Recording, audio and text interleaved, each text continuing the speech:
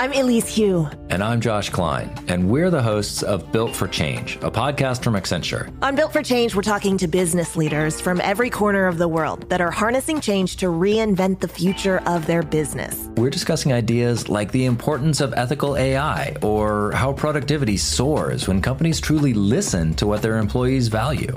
These are insights that leaders need to know to stay ahead. So subscribe to Built for Change wherever you get your podcasts.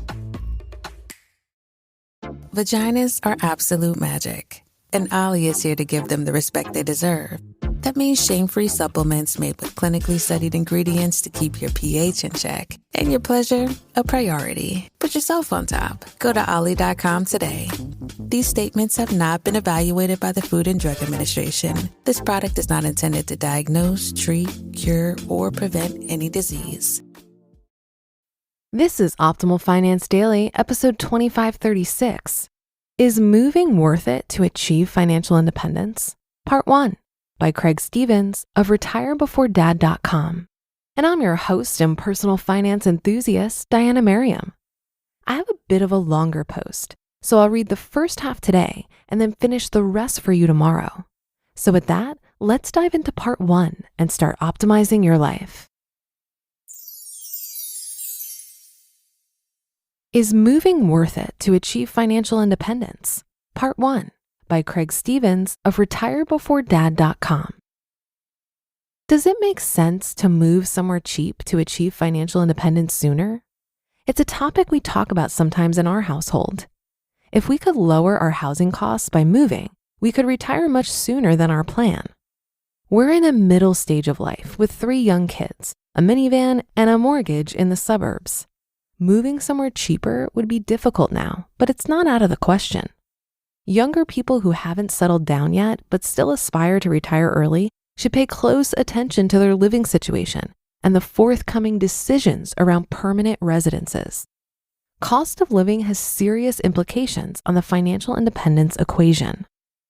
Pick up your life and move. After traveling to nearly 50 countries and various small and large towns across the globe, only a handful stand out as places I'd want to live permanently. My hometown is one place I'd consider. I don't live there anymore, but that's where my parents are, and most of my childhood friends are still there. Carmel, California, Switzerland, and London are a few other compelling places, but they're expensive and not practical. Another place is San Diego. The first few times I visited, I thought, what would it take to pick up my life and move here? When I was a kid, my family visited my aunt and uncle there. They took us to Coronado Beach, and we had breakfast at the Cool Hotel. They introduced us to fish tacos from street vendors. I loved it. Then early in my career, I had a week of software training in Carlsbad. I stayed at a hotel in La Jolla. So nice. After backpacking for 14 months and enduring a brutal 48-hour bus ride from Mexico City, I re-entered the U.S. from Tijuana into San Diego. I stayed with an old friend. His roommates would walk down to Pacific Beach at 4 p.m. to play horseshoes and drink beer a few times a week. That's my kind of happy hour. If there was ever a time to move to San Diego, it was in 2002 after traveling. But I was passing through and planning to settle down in my hometown. The climate is perfectly comfortable in San Diego. Beach towns ping the coast headed north of an economically thriving and cultural city.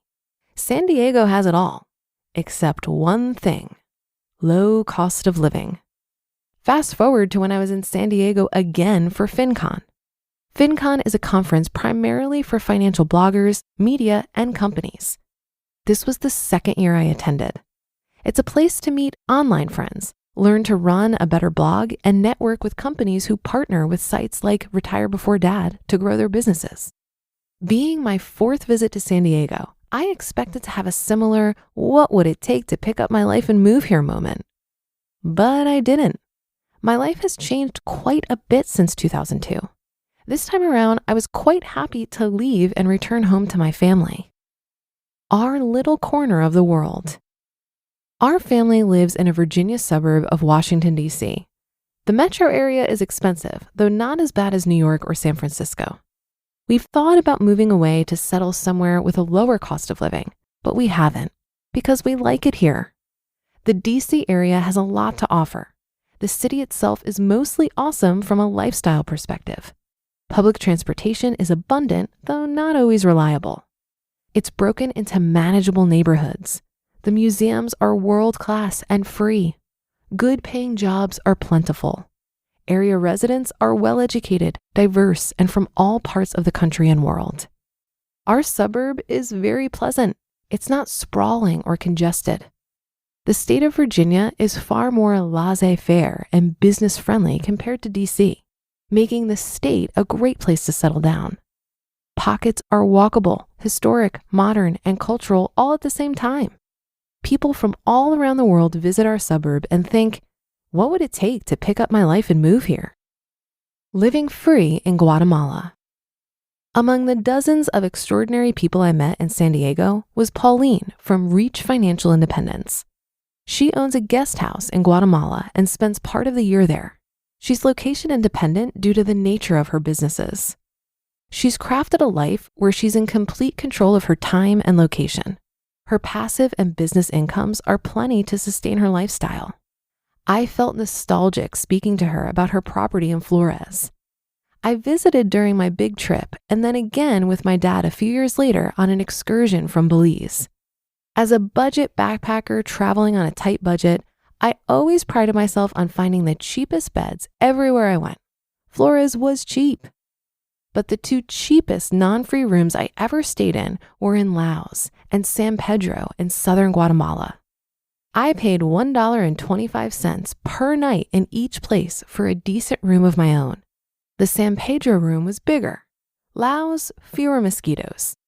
Despite having my life threatened and getting robbed by 4 machete-wielding miscreants while hiking, I was fond of San Pedro. Everything I needed was a short walk or boat ride away. The lake is stunning. Considering that the cost of living in a place like San Pedro is so low, our family could move there today and be financially independent for the rest of our lives. If we stay in the Washington, D.C. area, we're many years away. To be continued. You just listened to part 1 of the post titled, Is Moving Worth It to Achieve Financial Independence? By Craig Stevens of retirebeforedad.com.